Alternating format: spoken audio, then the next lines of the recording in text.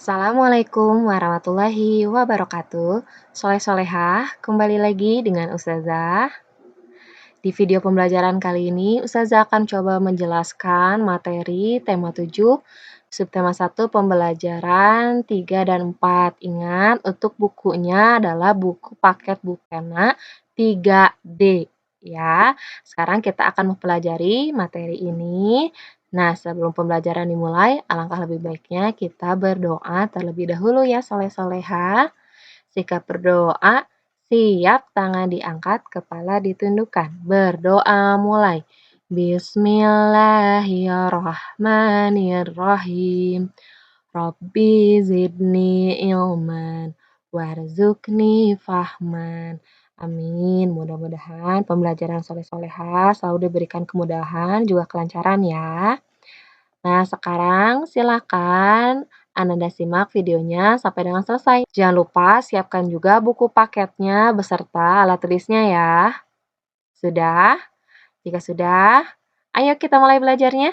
Yang pertama akan Ananda pelajari yaitu muatan bahasa Indonesia tentang menemukan kata kunci pada teks tentang perkembangan teknologi produksi pangan. Ya, yang pertama yaitu informasi tentang teknologi produksi pangan di bidang perikanan dapat kita peroleh dari teks.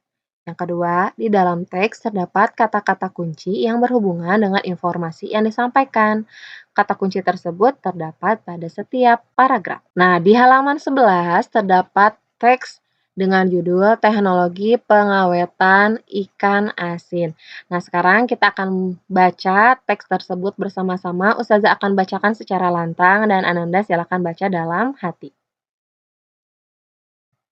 Teknologi pengawetan ikan asin. Dalam dunia pangan ataupun makanan, manusia mengenal pengawetan makanan.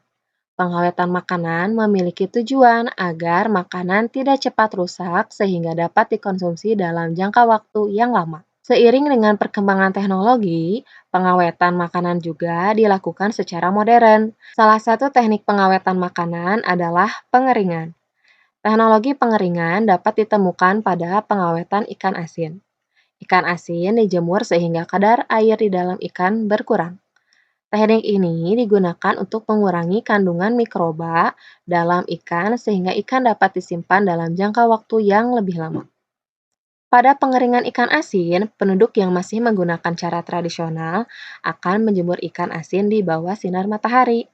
Namun, seiring berkembangnya teknologi, teknik pengeringan dapat dilakukan menggunakan mesin seperti pemanggang ataupun oven.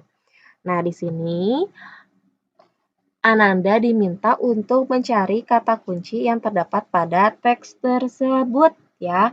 Nah, setiap paragrafnya terdapat salah satu kata kuncinya. Nah, kata kunci itu apa sih? Nah, kata kunci adalah kata yang berhubungan mewakili dengan informasi yang disampaikan. Jadi di setiap paragraf ini terdapat kata kuncinya. Kira-kira di paragraf ini sedang membicarakan tentang apa sih? Nah, itu adalah kata kunci ya.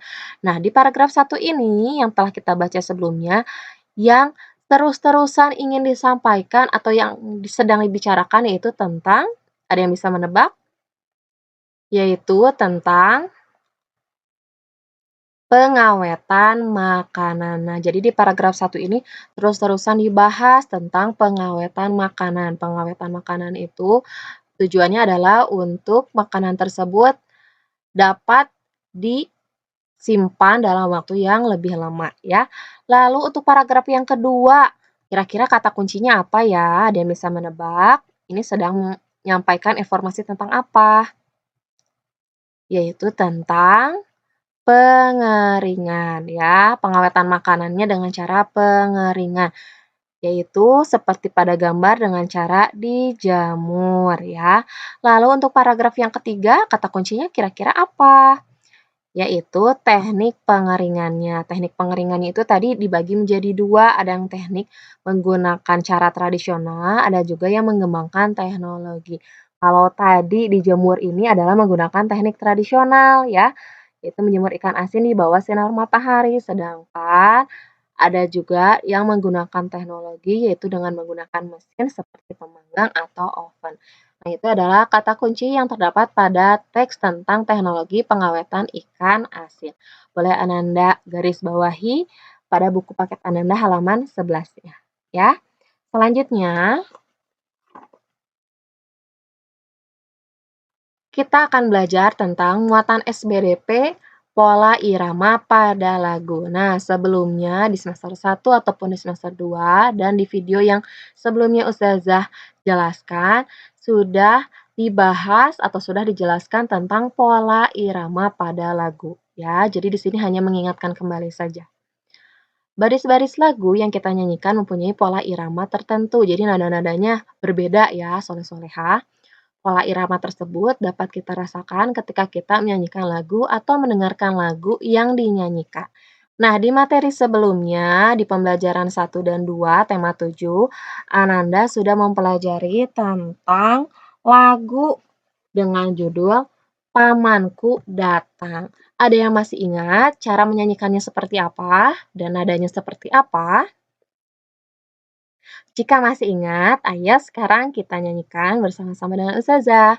Judulnya adalah Pamanku Datang, bisa Ananda lihat pada halaman 3 dan 4 pada buku paket Ananda ya. Judulnya Pamanku Datang. Ustazah akan coba nyanyikan, Ananda ikuti nyanyiannya di rumah ya. Kita nyanyi bersama-sama. 1, 2, 3. Kemarin Paman datang, pamanku dari desa, dibawakannya rambutan pisang dan sayur mayur. Segala rupa bercerita paman tentang ternaknya, berkembang biak semua. Kembali lagi ke halaman depannya. Yang bagian bawah ya. Padaku, paman berjanji mengajak libur di desa. Hatiku girang, tidak terperi, terbayang sudah aku di sana, mandi di sungai, turun ke sawah, menggiring kerbau ke kandang. Nah, itu adalah lagu dengan judul Pamanku Datang. Ananda sudah bisa menyanyikannya? Sudah ya, sudah Ustazah contohkan juga barusan, silahkan boleh nanti Ananda nyanyikan di rumah. Nah, pada lagu Pamanku Datang terdapat pola irama yang berbeda-beda ya. Lalu dapat dilihat ketika bait yang keduanya pola iramanya sama dengan dan kembali lagi ke pola irama yang awal ya. Jadi nada-nadanya itu berbeda-beda. Ada yang rendah, ada yang naik, lalu di tengah-tengah turun lagi dan sebagainya. Bisa juga Anda kenal dengan nada do sampai dengan do tinggi ya, do re mi fa sol la si do gitu ya. Nah, selanjutnya kita akan belajar tentang muatan matematika yaitu menentukan luas bangun datar dengan satuan tak baku ya. Perhatikan kedua gambar berikut. Di sini terdapat persegi panjang dengan kotak yang utuh. Kita akan hitung untuk luas persegi panjang dengan kotak yang utuh, yaitu 1, 2, 3, 4, 5, 6, 7, 8. Semuanya ada 8 persegi satuan dengan kotak yang utuh. Nah, selanjutnya di sini terdapat luas persegi panjang dengan kotak yang tidak utuh, yaitu setengah ya, dan dapat kita hitung untuk luas persegi panjangnya itu sebanyak 16 segitiga satuan ya. Jadi kalau ini bentuknya persegi, jadi hitungannya ada 8 untuk luasnya. Kalau ini luas persegi panjangnya dihitung dengan segitiga ya, setengahnya. Jadi kita hitung tadi ada 16, betul tidak? 1, 2, 3, 4, 5, 6, 7, 8, 9, 10, 11, 12, 13, 14, 15, 16 ya. Jadi ini adalah luas persegi panjang dengan hitungan 16 segitiga satuan. Nah, bangun manakah yang lebih besar?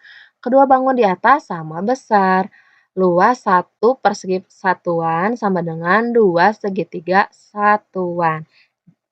Jadi, kalau ini persegi itu utuh, kalau ini persegi yang dibagi dua dan berbentuk menjadi segitiga ya. Dapat dilihat di sini, ini adalah satu persegi satuan sama dengan hitungannya dengan 2 segitiga satuan yang dibagi menjadi dua ya. Selanjutnya, ayo kita tentukan luas bangun datar berikut. Jadi kita hitung dulu untuk bangun yang pertama ya. Kita hitung untuk kotak yang utuhnya dulu. Kita hitung 1, 2, 3, 4, 5. Ditambah setengah dan setengah. Setengah dan setengah jadi 1, jadi 5 ditambah 1, maka hasilnya adalah 6 ya. Silakan nanti Ananda soleh-soleha tulis. Selanjutnya, untuk bangun datar yang kedua, kita hitung luas persegi satuannya berapa ya, persegi satuan. Jadi nanti yang segitiga-segitiga ini atau yang setengahnya ditambahkan supaya menjadi persegi satuan ya, untuk satuannya. Kita hitung dari kotak yang utuh. 1, 2 ditambah setengah dengan setengah menjadi 1, jadi 2 ditambah 1, 3 ditambah lagi setengah dengan setengah jadi 1, jadi 3 ditambah 1 sama dengan 4. Maka luas bangun ini adalah 4 persegi satuan. Selanjutnya, dilihat pada buku paket Ananda halaman 14. Dapat dilihat pada buku paket Ananda halaman 14 terdapat ayo berlatih. Kita akan menentukan luas bangun datarnya bersama-sama sesuai dengan yang terdapat pada buku paket Ananda. Ya, kita akan hitung dengan satuan persegi satuan. Jadi, hitungan untuk setiap kotak yang utuh. Untuk yang setengah kita gabungkan sehingga menjadi kotak yang utuh, ya. Kita hitung untuk nomor 1 bagian A. Kita hitung dari yang utuh dulu ya. 1, 2, 3, 4, 5, 6, 7, 8, 9. 9 ditambah setengah dan setengah yaitu menjadi 10. Silakan Ananda tulis ya di buku paketnya. Selanjutnya, yang B. Kita hitung dari bagian yang utuh dulu. 1, 2, 3, 4, 5, 6, 7, 8. Ditambah setengah dengan setengah, 9. Tambah lagi setengah dengan setengah menjadi 10. Silakan ditulis. Selanjutnya, yang C. Kita hitung dari yang utuh dulu. 1, 2, 3, 4, 5, 6, 7 ditambah setengah dengan setengah menjadi 8 persegi satuan. Dan yang terakhir, seperti biasa kita hitung dari yang utuh dulu.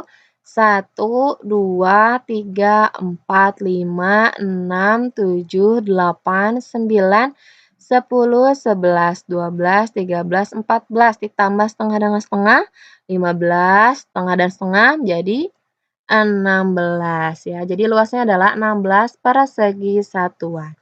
Untuk nomor 2-nya, buatlah sebuah bangun datar dengan luas berikut menggunakan persegi satuan dan segitiga satuan. Boleh ini Ananda kerjakan di rumah, tapi ini tidak diwajibkan untuk dikirimkan kepada ustazah-ustazah wali kelas ya. Selanjutnya, kita akan belajar muatan PPKN tentang keberagaman anggota keluarga di rumah. Setiap daerah di Indonesia memiliki makanan tradisional yang berbeda-beda. Setiap makanan tradisional memiliki cita rasa yang berbeda atau rasa-rasa yang berbeda, ada yang manis, pedas, asin, dan lain sebagainya. Selanjutnya, oleh karena itu, dalam keluarga bisa terdapat perbedaan kegemaran makanan tradisional. Contohnya yaitu, ibu menyukai rasa pedas, rendang, dari Padang. Sedangkan ayah lebih menyukai rasa manis pada nasi gudeg dari Yogyakarta. Nah, itu adalah perbedaan kegemaran makanan tradisional yang terdapat pada keluarga. Keberagaman makanan tradisional merupakan salah satu kekayaan bangsa Indonesia. Oleh karena itu, kita wajib menjaga dan melestarikannya. Nah, sekarang silakan Ananda lihat dan kerjakan latihan soal yang terdapat pada buku Bupena halaman 15. Boleh Ananda tandai dulu, setelah video pembelajaran yang selesai, boleh langsung Ananda kerjakan ya. Tugasnya adalah sebagai berikut, seperti ini. Ananda kerjakan dari nomor 1 sampai dengan nomor 4. Silakan Ananda kerjakan setelah selesai melihat video pembelajaran ini ya. Selanjutnya, kita akan kembali lagi belajar tentang bahasa Indonesia, yaitu menentukan kalimat utama dari teks tentang perkembangan teknologi produksi pangan. Teks berupa bacaan tentang perkembangan teknologi pangan tersusun atas paragraf-paragraf. Setiap paragraf mengandung kalimat utama dan kalimat pendukung. Kalimat utama merupakan kalimat yang berisi gagasan utama. Kalimat utama didukung oleh kalimat-kalimat pendukung yang merupakan gagasan pendukung. Jadi kalimat utama itu adalah kalimat yang berisi gagasan utama. Biasanya pada paragraf terdapat beberapa kalimat, di antaranya ada kalimat utama dan juga ada kalimat pendukung. Kalimat utama itu adalah kalimat yang menjelaskan informasi yang betul-betul akan dijelaskan oleh kalimat pendukung lainnya. Ya. Selanjutnya, ayo bacalah teks tentang teknologi produksi pangan yang ada di buku Bupena kalian yang terdapat pada halaman 16 sampai dengan 17. Di sini Ustazah tampilkan teks tentang teknologi pangan yang terdapat pada halaman 16 dan 17. Boleh Ananda baca dalam hati dan Ustazah akan bacakan secara lantang, dengarkan dengan baik. Teknologi pangan. Kebutuhan pangan merupakan kebutuhan pokok manusia atau kebutuhan utama manusia. Setiap hari, kita memerlukan bahan pangan. Bahan pangan artinya bahan makanan. Nah, ini boleh nanti Ananda garis bawahi ya, arti dari bahan pangan. Bahan pangan diperoleh dari produk-produk tumbuhan dan hewan. Tumbuhan dan hewan dibudidayakan sehingga dapat menghasilkan produk yang bermanfaat bagi manusia. Produk yang dihasilkan dari tumbuhan merupakan produk pertanian dan perkebunan, misalnya padi, jagung, singkong, kedelai, sayur-sayuran, dan buah-buahan. Hasil pertanian dan perkebunan itu diperlukan manusia setiap hari sebagai bahan pangan. Produk yang dihasilkan dari hewan merupakan produk peternakan dan perikanan. Hewan-hewan yang dipelihara di peternakan misalnya sapi, kambing, dan ayam. Sapi, kambing, dan ayam dimanfaatkan dagingnya sebagai bahan pangan. Selain produk peternakan, kita juga mengenal produk perikanan. Berbagai macam ikan, misalnya ikan tenggiri, ikan bawal, ikan kerapu, dan ikan kembung merupakan bahan pangan yang sangat bermanfaat bagi manusia. Selain itu, ada juga hasil laut berupa udang dan cumi. Bahan pangan yang berasal dari hewan dan tumbuhan merupakan produk yang tidak tahan lama. Bahan pangan itu dapat membusuk. Bahan pangan yang sudah membusuk tidak bisa dimanfaatkan lagi. Oleh karena itu, perlu sebuah usaha untuk mengolah bahan pangan tersebut agar lebih tahan lama. Pengolahan bahan pangan membutuhkan teknologi disebut dengan teknologi pangan. Perkembangan ilmu pengetahuan mendorong berkembangnya teknologi pangan. Teknologi pangan bermanfaat untuk menghasilkan makanan baru yang lebih tahan lama. Contoh teknologi pangan adalah pengeringan, pengawetan, dan pengalengan bahan pangan. Nah, ini adalah teks yang terdapat pada halaman 16-17 dengan judul teknologi pangan. Dan pada halaman 17 di situ Ananda diminta untuk cari arti dari kata-kata yang digarisbawahi. Nah, dilihat di sini terdapat kata-kata yang digarisbawahi seperti dibudidayakan, perkebunan, produk pertanian, perikanan, peternakan, bahan pangan, teknologi pangan, pengeringan, pengawetan, dan pengalengan. Nah, nanti tugasnya itu mencari artinya, tetapi di sini Ustazah sudah membantu tugasnya untuk mencari arti. Ananda tinggal mencatat apa yang Ustazah tulis pada video pembelajaran ini ya. Yang pertama yaitu tentang dibudidayakan. Silakan Ananda tulis di buku tulisnya nanti ya. Dibudidayakan adalah kegiatan terencana pemeliharaan sumber daya yang dilakukan pada sesuatu untuk diambil manfaat atau hasil panennya. Selanjutnya, pertanian. Pertanian adalah kegiatan pemanfaatan sumber daya yang dilakukan manusia untuk menghasilkan bahan pangan, bahan baku industri, atau sumber energi dan untuk mengelola lingkungan hidupnya. Selanjutnya, perkebunan adalah kegiatan yang mengusahakan tanaman tertentu pada tanah dan atau media tumbuh lainnya dalam lingkungan yang sesuai. Selanjutnya, perikanan adalah kegiatan manusia yang berhubungan dengan pengelolaan dan pemanfaatan sumber daya perairan. Selanjutnya, ada juga bahan pangan adalah semua jenis bahan yang dapat digunakan sebagai bahan makanan yang bisa dimakan, ya. Selanjutnya, teknologi pangan adalah suatu ilmu yang menggunakan ilmu pengetahuan tentang bahan pangan menggunakan teknologi yang tepat untuk memperoleh manfaat sebaik mungkin. Selanjutnya, pengeringan adalah proses mengeringkan dengan menggunakan penguapan. Ada juga tadi ya seperti dijemur atau menggunakan alat ya. Selanjutnya, pengawetan adalah cara yang digunakan untuk membuat makanan memiliki daya simpan yang lama. Dan terakhir, ada pengalengan. Pengalengan adalah cara pengawetan makanan dengan memanaskannya dalam suhu yang akan membunuh mikroorganisme ataupun bakteri dan kemudian menutupinya dalam stoples maupun kaleng. Nah, itu adalah arti kata yang terdapat pada buku paket Ananda halaman 16 dengan 17 dengan teks yang berjudul Teknologi Pangan. Silakan boleh nanti Ananda catat arti dari kata-kata yang Ustazah sampaikan pada video pembelajaran ini, ya. Nah, sekian video pembelajaran yang dapat Ustazah sampaikan. Mudah-mudahan Ananda paham dengan apa yang Ustazah jelaskan dan dapat mempermudah Ananda dalam mengerjakan setiap tugasnya. Jangan lupa untuk mengerjakan setiap tugas yang diberikan ya. Sekian dari Ustazah. Wabillahi taufiq wal hidayah. Wassalamualaikum warahmatullahi wabarakatuh. Semangat belajarnya, soleh-solehah.